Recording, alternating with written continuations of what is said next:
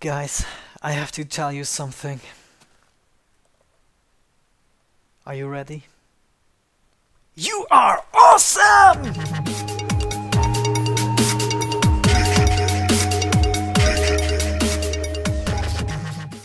Welcome everyone to another mod spotlight, and today we're gonna go over the thermal expansion mod. A addition to buildcraft that you can use together with buildcraft, and it has a lot of nifty features in store for us. First of all, I want to explain you how the general idea of the machines work. So I placed down here a sawmill, and you can see it has different sides with different colors on it. And if we have a look down right here, you can see there's even a third color. Interesting. So what do we do with these colors? Let's have a look in the interface. What the sawmill actually does right now isn't important. Important is that we know how it works. So first of all, we have the input. Input is always blue, and some items can go in there. So we would have to attach buildcraft inputs with pipes on the blue sides. The red one is the primary output. So in this case, the primary output would be ejected onto this side. And you can either hook up a buildcraft pipe. It doesn't even need to be a wooden pipe, can be any pipe, or you can actually adjust a inventory like a chest, or it can even be another thermal expansion machine, for instance for a production line. But anyways, the yellow output is actually the secondary output, which in this case would be down here. So there is in some machines a secondary item that is produced during this process, and this will be spit out on the yellow side right here. Perfect. Now what you can do is you can actually craft one of these hammers, just like so. And with those you can rotate the machine around, just like so. You can see it simply rotates 4 times. It is possible. And you can also go right here into the configurations tab. So usually you are up here, you can see what the machine generally is doing. In the configurations tab you can actually switch the side. So let's say I want the secondary output to be on the top, so I switch this to yellow. And I switch this to nothing because we don't need anything on this side. So right now it's nothing, and yellow is on top, red on the side, and blue right here, and another blue for the power. Perfect. The third tab that you have here is the Redstone Control, and this basically makes the machine able to react to redstone. If you disable this, it won't react to any redstone signal. And enabled, of course, it will react. And here you can set the signal to high or low.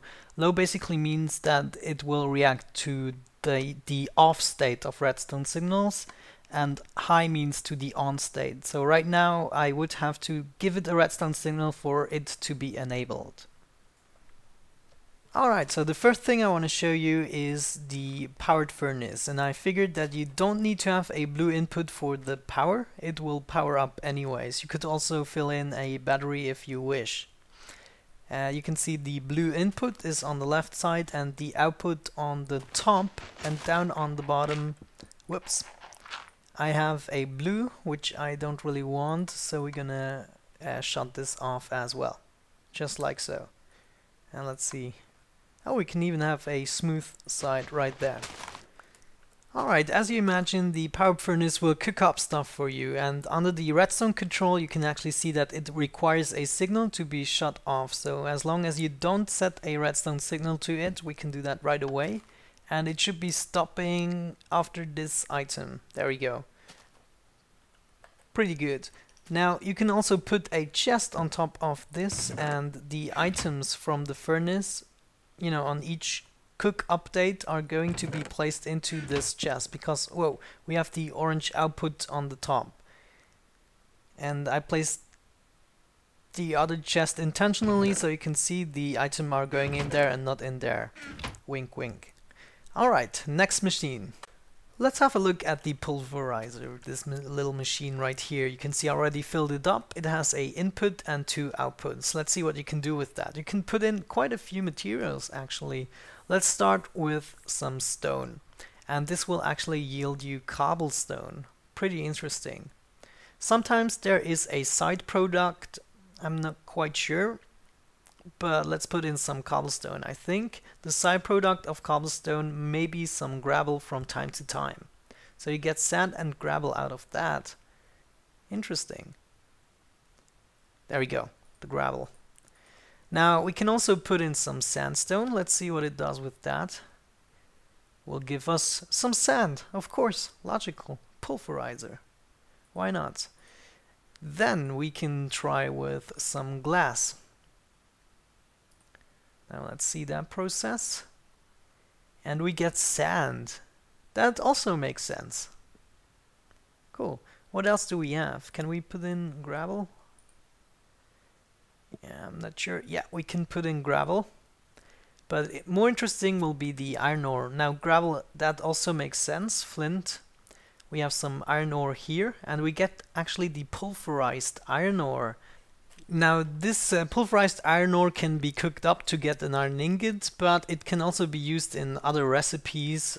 And if we have a look at it quickly, we can see, for instance, together with a pulverized rare earth, we could make the alloyed steel blend, which is used for the refractory alloy blend, and so on and so forth. This can be cooked up, and well, you can see there's quite a process behind that.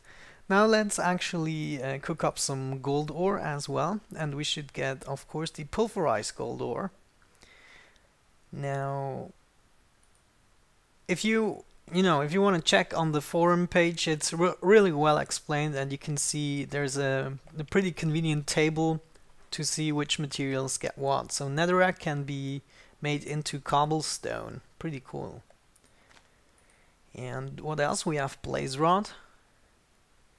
And bones and sugarcanes will be the rest. So you get blaze powder and some sulfur. Pretty cool. Let's see what the sulfur is used for. To make some gunpowder together with niter and coal. Okay, that is interesting. Let's take the blaze powder out of here, and we're gonna put in some bones. We get bone meal, of course, more rewarding, I would assume. And, or maybe not. And we get some sugar. Well, that's just two logical things. The same thing that you get when you put it in the crafting grid. Cool. Alright, that was the pulverizer. Next up we have the sawmill. In here you can actually put quite a bunch of wooden items, or that where wood is involved, and it will actually give you back the raw materials that you used to craft it. Now there's a whole list of items that you can put in here, but mainly I just want to show you the principle. Let's put in a jukebox, and what we should get is some wood and some diamonds. Pretty cool. Well, 1 diamond. We can also put in a bed, for instance, and it will give us 3 wool and 3 oak wood planks. Pretty cool. Also, when you put in some oak wood, and sometimes from other materials as well, for instance a sign, can also yield you some sawdust, as you see here. Now the sawdust can be used in a crafting table like so to make some compressed sawdust, and this can be used in a furnace to be cooked up to charcoal. Okay, let's have a look at the induction smelter right here, and you can see that it has 2 inputs, one of which is reserved for some sand. It will actually use 1 sand per smelt. But what it will do is it will double your ore output. So 1 ore gave me actually 2 ingots and also a slag as a side product, okay?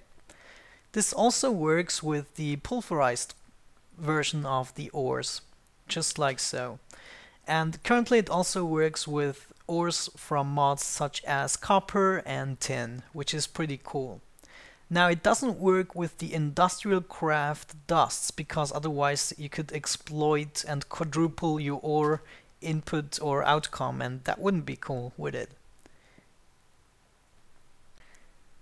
The slag you can actually cook up in a furnace to get some rock wool, which is similar to wool, but it won't light on fire, which is pretty cool. And you can of course also craft all the different colors just like so.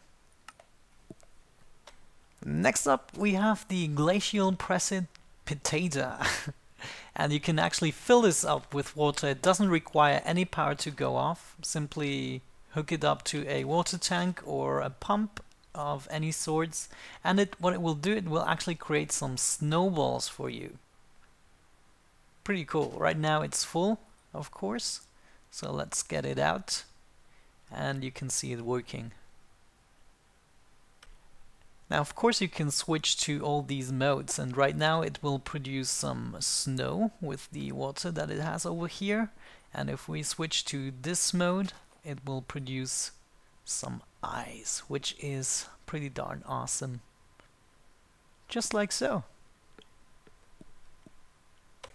Next machine is the magma crucible, and this guy is actually able to melt up stuff into lava, and it will be automatically ejected to the sides or to any side that you define if there is a buildcraft item adjacent to it, like could also be a pipe. And you can see my little tank filling up here. Now it says on the forum it also works with obsidian, cobblestone and stone. Let's have a look at the extruder right here, and it basically doesn't need power again, but it actually needs water and lava both together, and you can put it in wherever you want. It will automatically find its way where it's supposed to go. If we pump some water out of here, you can see it flowing and it should be landing on the right side, and we hook up the lava slot as well, and as soon as we get some lava going in here, it will actually start producing ourselves some cobblestone, because we have that set here. So we have a cobblestone generator. We can also generate some smooth stone, actually, just like so. And finally obsidian, and of course all of these different things, oh actually obsidian, there we go. All of these things require a different amount of water and lava, of course, which is pretty cool. Love it. All-in-one generator. Last but not least, we have the aqueous accumulator, and you simply have to place that nearby a source block, and what it will do, doesn't require any power. You can see it light up there. What it will do is basically collect slowly the water from the adjacent source block, and it will not use it up, it will simply collect some water. Let's see what it will do when it is finished processing this, actually. And of course you can simply put a tank next to it, for instance, to collect the water. There we go. It collected one full bucket. I guess that's the progress bar. Pretty cool. This is a very easy way to collect your water. Okay, let's have a look at the recipes only very quickly. I suggest you download NEI as it works very well together with this mod. Now you have two separate parts, the machine chassis, which you make like this, and also the redstone power coil, which you make like this. This is two items that you're gonna need for almost all of the machines. Now the power furnace is made like so. Then we got the pulverizer, the sawmill, the induction smelter, and you can see it's kind of easy after that. The glacial thingy. Then we got the crucible, the extruder, and finally the accumulator, just like so. I just thought that for some of the items you also need this pneumatic servo, and you make that just like so. That's all of them. Alright guys, so now using buildcraft and the ability of these machines to eject to any side that you wish and also directly into each other, you can actually go really crazy and make some nifty designs and machines that will, you know, make your everyday Minecraft life a little bit easier, especially your buildcraft life. Alright guys, thank you very much for watching. Check out the description to find the link to the forum where you can download the mod and find all the information that you need. Have a good time and see you next time. Bye bye.